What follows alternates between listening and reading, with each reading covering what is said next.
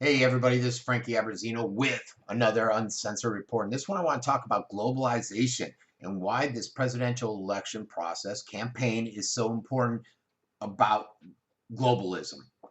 Over the weekend, you had a ton of protesters out there, multiple countries in Europe primarily, talking about TTIP or TTP. These trade pacts that are promoted by governments, by corporate leaders. And though the protests received very little, if any, attention, especially by mainstream media, they stretched from Paris to Warsaw.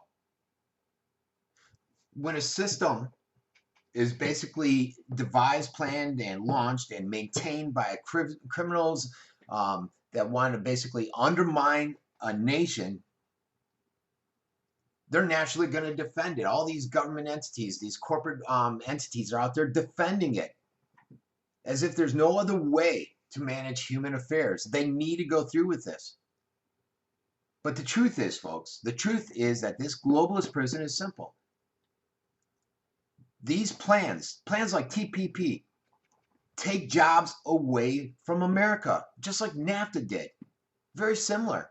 They send jobs to these third world countries where they can make these same products. They can manufacture them for less, for pennies on the dollar, using slave workers.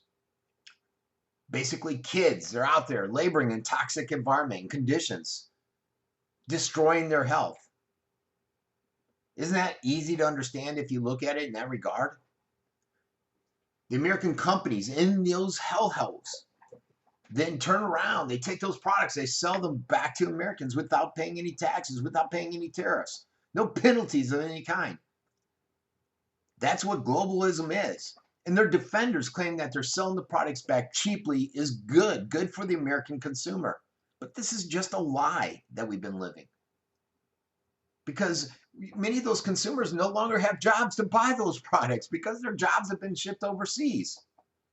Or they work for much lower wages and they can't afford products anymore, since most of our manufacturing has left here. It's an arrangement that is obviously designed to torpedo our economy. And it's done that. NAFTA has destroyed it. And it's not an accident.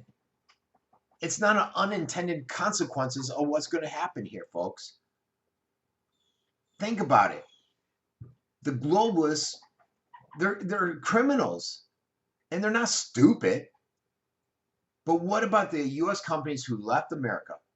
They set up shop overseas, over in China, India, all these third world countries. Can't they read the handwriting that's on the wall? What's going to happen with this process that they're going through? Can't they realize that their basic consumers in the U.S. is starting to shrink? And what they're doing is they're essentially betting on the short-term success out there, which will lead to a long-term collapse, where everybody's going to lose, not just the consumers, but these corporations.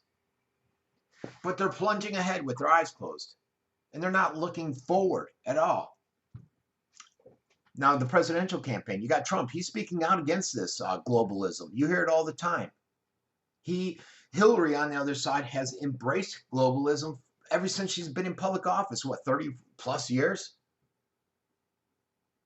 The anti-globalism movement is becoming much bigger than Trump, folks. So no matter what you think of him, and we all have some thoughts of him, whether you believe he's honest or not, whether you believe he has ideas that he's bringing forward, and whether they have any immense impact on the populace.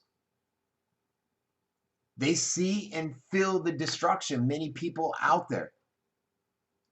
Trump sees and feels it. He sees what's happening to jobs. Individuals know what's happening with their jobs with globalism. It's a brutal reality. And most of us don't want any part of it. But we brought it upon ourselves wanting those cheap products. I mean, all of us, I can't imagine anybody not wanting America to endure, to prosper. Free markets. We want our company to, we don't want our country to be reduced to a third world hellhole. We don't want to actually become deplorable losers, as Hillary's branded many people that are against globalism. Globalism's a nation killer. It's built to be a killer. Think about it. It's decimating nations left and right, and it's an intentional precursor to ruling the planet so that globalists can be in charge and run the system. And no nation on earth is pure, has in a pure and clean history. No nation should be leveled or destroyed in this manner. Think about it. Globalism essentially comes in and they limit federal power. They prevent freedom for individuals.